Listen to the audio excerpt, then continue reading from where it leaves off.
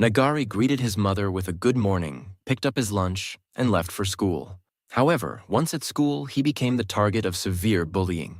A group of students surrounded him, drew a target on his stomach, and began kicking him without mercy. The ones responsible were 4 students. The fat one was named Ajiki. The girl was Shikimi. The third was Kinugawa, and the last one was Kawase. The beating was so intense that Nagari lost control and wet himself. The urine spread and touched Kinugawa's shoes. In a rage, Kinugawa kicked him even harder and shouted at him, demanding to know if he understood how expensive those shoes were. At that moment, their leader, Okaya, arrived. He told Kinugawa that he had already warned him not to hit Nagari's face. Kinugawa immediately backed off and apologized. But Okaya wasn't done. He crushed Nagari's lunchbox and filled it with cockroaches and other insects. When Nagari refused to eat it, Okaya forcefully shoved the lunch into his mouth. They were all targeting him for a single reason. Okaya couldn't stand the look in Nagari's eyes, which he described as rebellious. After school, Nagari quietly returned home. His mother had prepared a small party and a cake as it was his 14th birthday. When Maria saw the wound on his face, she gently asked what happened. He just smiled and replied that he had gotten trapped at school. Maria, who had nursing experience, carefully treated his injury and applied a bandage. Later that night, she called Nagari's father and told him about her concern that their son was being bullied. But his father dismissed her worry, calling her overprotective, and ended the call. Lying in bed and playing games, Nagari suddenly received a disturbing video. It showed his mother involved in an affair. He immediately realized it was fake because the voice didn't match his mother's. Right after that, he received a message from Kawase asking him to come to the observatory. Nagari made his way to the observatory on the mountain where the whole group was already gathered. They started insulting his mother, calling her names like expired Andy. Okaya then gave him an ultimatum. If he didn't want the fake video of his mother to be spread, he had to jump from the mountain without hesitation. And in order to protect his mother's dignity, Nagari jumped. At the same time, Maria had been tracking her son through a phone app and arrived near the mountain. Suddenly, she saw her son lying on the road, his legs completely broken. She ran toward him, but before she could help, a truck ran over him, killing him instantly. Maria collapsed to the ground, holding what was left of her son, crying in grief. The bullies, terrified by what happened, quickly ran away to avoid being arrested. Back at home, Maria lay in bed, broken by the tragedy. When Nagari's father apologized for not protecting their son, she rejected his apology and told him they were supposed to be parents. Days later, Maria found Nagari's diary. Inside, it was every detail of what he had suffered. She also discovered his laptop where he had saved all the evidence. As she went through everything, she came to a terrifying realization. The ones who had done this were no longer human. They were demons in need of judgment. 2 years passed, and Maria reappeared at the same school, not as a parent, but as the school nurse. One day, Okaya walked into the infirmary holding a poster that said, "No bullying." Maria held her emotions back and told him he was very admirable. Having killed her old self, she couldn't afford to make a single mistake. On the school grounds, Kawase was seen bullying a girl named Yajima. He showed her a secret video of her changing clothes and forced her to bring him 30,000 yen every month. Maria approached them and asked what was going on. Kawase quickly made up a lie, saying Yajima had puked and he was helping her. Before walking away, he threatened Yajima not to tell anyone or he'd release her video. Later, Kawase bragged to his friends about almost being caught by the nurse. His friends warned him that if they ever got exposed, they'd kill him. Kawase reassured them, saying no one had found out what really happened to Nagari 2 years ago. Suddenly, Okaya appeared behind him and asked if he had mentioned Nagari's name. He told Kawase to never speak that name again, explaining how much he had hated his rebellious eyes. In an attempt to please Okaya, Kawase pulled out some money to offer him. Okaya didn't even look at it and walked away. Standing there, Kawase remembered Nagari's words that Okaya didn't actually care about him. Now, those words were starting to feel true. Back at home, Kawase received 2 terrifying videos. One showed him bullying Nagari, something he thought was deleted years ago. The other was a personal and humiliating clip of himself. A message followed demanding 3 million yen. It was sent by Maria. Still stressed, Kawase saw Yajima walking nearby and angrily approached her. He demanded satisfaction, claiming he was irritated. Yajima ignored him and tried to escape. Since she never acted like this before, Kawase believed she had sent the videos. He dragged her away and began torturing her, trying to force the truth out. Even though she repeatedly denied any involvement, he kept going and tried to drown her. At that moment, Maria entered and disappeared with him in an instant. Kawase woke up in a tank with his hand chained. Water started pouring into the tank. Maria stood before him and welcomed him calmly. Kawase thought it was some kind of prank or set up by someone else. But when he saw Maria's expression, he realized it was real. She told him he was being punished for stealing something precious from her. Now she would steal his oxygen. Kawase assumed it was revenge for Yajima and claimed he was only playing. Maria told him to shut up and gave him a final chance. If he could enter the greatest sin he had ever committed, he could escape. Kawase searched through his memories and decided to enter the date of Nagari's death. But he didn't even remember when they killed him. Instead of feeling regret, he cursed Nagari for not dying on a holiday. The water in the tank kept rising. With no other choice, he had to cut off his hand using a blade. At first he refused, but desperation took over. He pressed the blade into his skin and began slicing. When he reached the bone, the knife got stuck. It wasn't sharp enough. Kawase struggled but couldn't go through with it. Eventually, he drowned. Maria pulled his lifeless body from the tank and hugged it tightly. She whispered that the greatest sin he had ever committed was simply being born. Days later, Okaya tried calling Kawase but received no answer. Then, Nagari's father, Taiichiro, who worked as a detective, arrived at the school. He stood in front of Okaya to begin an investigation into Kawase's disappearance. Okaya warmly greeted Taiichiro, speaking with respect and friendliness. He even requested Taiichiro to help find Kawase as quickly as possible. During their conversation, Taiichiro mentioned his son Nagari, reminding Okaya that they used to be classmates. Okaya's expression instantly shifted and he put on a sad face as he called Nagari's death a tragic accident. Taiichiro smiled gently, saying it brought him comfort that the student still remembered his son. He also shared that ever since Maria divorced him, he had never spoken about their son with anyone. Meanwhile, Kinugawa and the others were at a restaurant. He grew annoyed seeing how the others behaved as if everything was normal. So, he brought up Kawase's sudden disappearance. But Shikimi dismissed his concern, saying she didn't care, and told Kinugawa to stop thinking about it. This angered Kinugawa. He insisted that Kawase was still their friend. Shikimi rolled her eyes, told him not to get emotional, and left, saying she had plans to go fishing. Later, Shikimi was seen in a hotel room with an adult man. Before anything could happen, another man barged in, accusing the adult of trying to sleep with a minor. It became clear that Shikimi had set the situation up intentionally for money. While showering afterward, her thoughts drifted to Okaya. At school, Kawase's homeroom teacher approached Maria asking about his whereabouts. Maria calmly replied that she didn't know anything, but as the teacher turned to leave, she brought up a matter concerning Shikimi, who was one of his students. Shortly after, Shikimi came storming toward Kinugawa and the fat student. Furious, she accused them of revealing her side job. Maria had told the teacher about Shikimi's actions, but she assumed Kinugawa and the fat one were the ones who had snitched. She was about to attack Kinugawa when he grabbed her leg and demanded she stop accusing her own friends.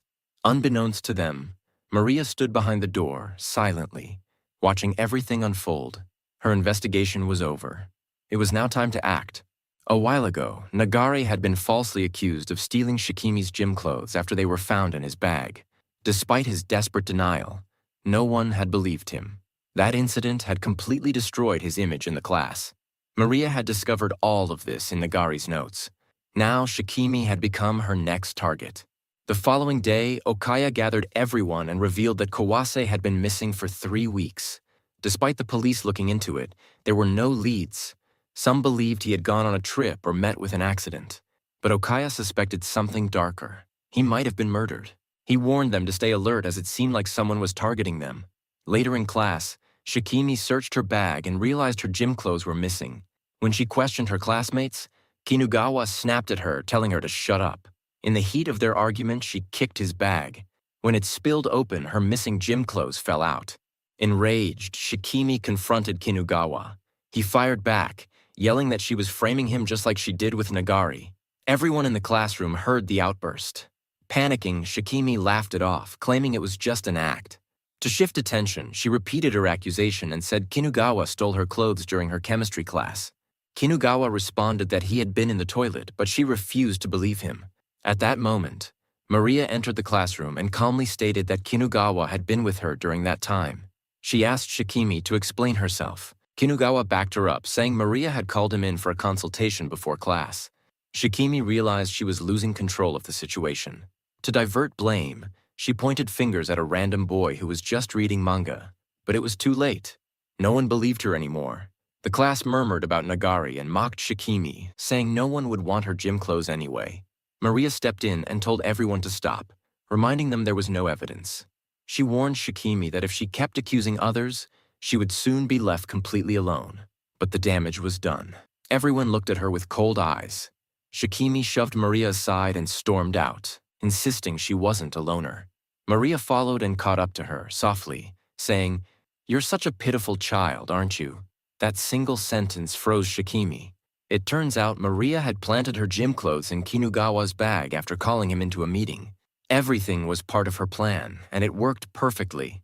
Later, Shikimi sat in a car with a man, determined to take revenge on Maria. That night, as Maria headed home, a group of men ambushed her. She tried to escape but got caught.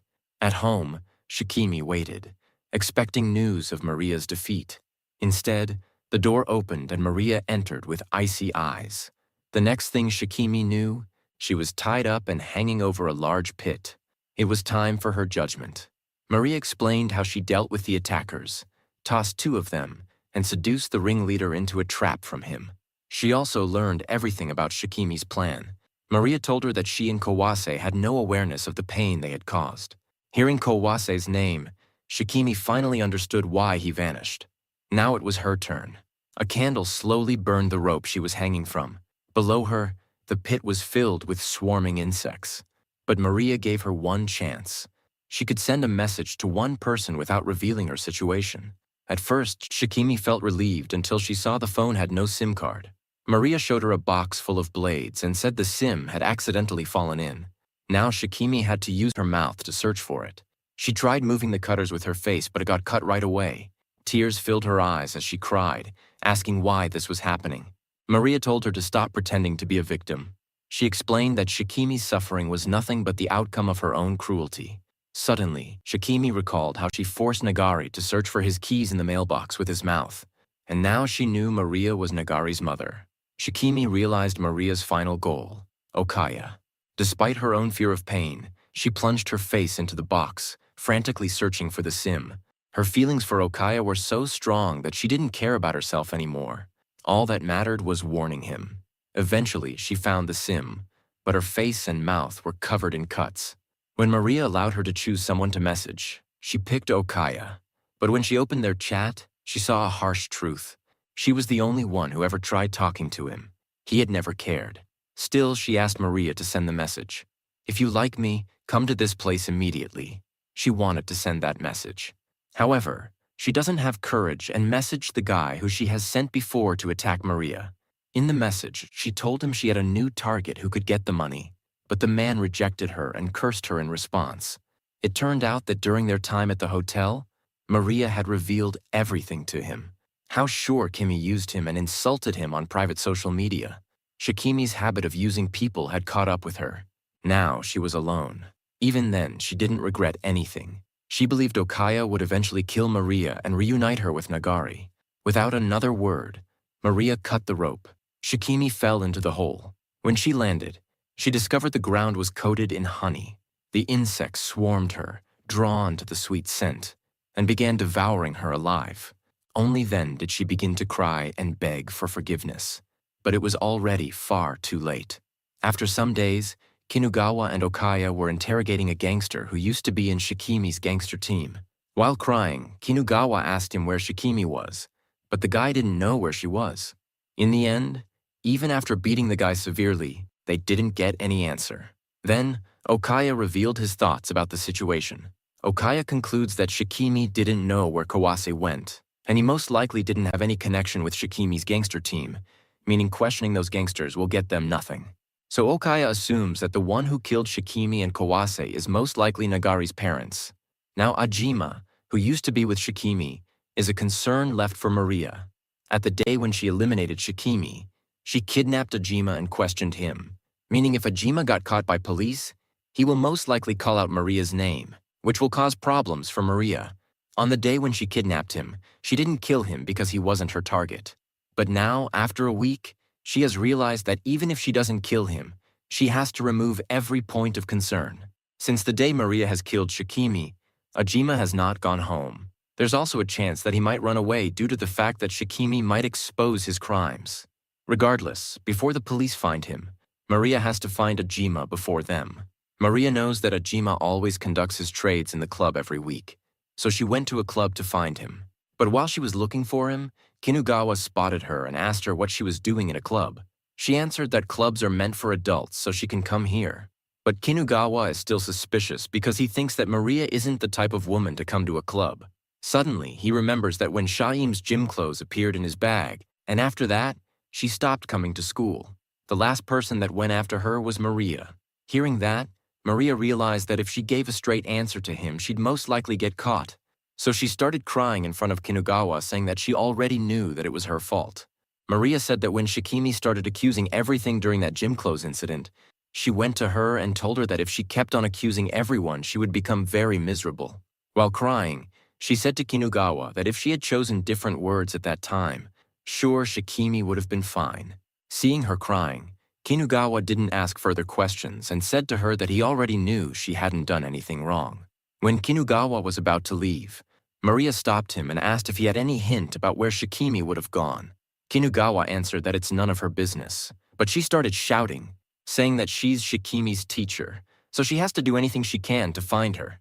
Right then, Kinugawa spotted Ajima and immediately jumped him, but it turns out that the guy just had a hairstyle that was like Ajima's. Still, Kinugawa didn't stop and was about to hit the guy, asking him why he has such a misleading hairstyle. Before he could hit him, Maria grabbed his hand, telling that violence is bad, but Kinugawa was so strong that he easily broke free from Maria's grip and hit the ground. While crying, Kinugawa finally answered Maria's question, saying that Kawase and Shikimi are already dead, and now he's trying to find the one who killed them so he could punish them. Subscribe for the next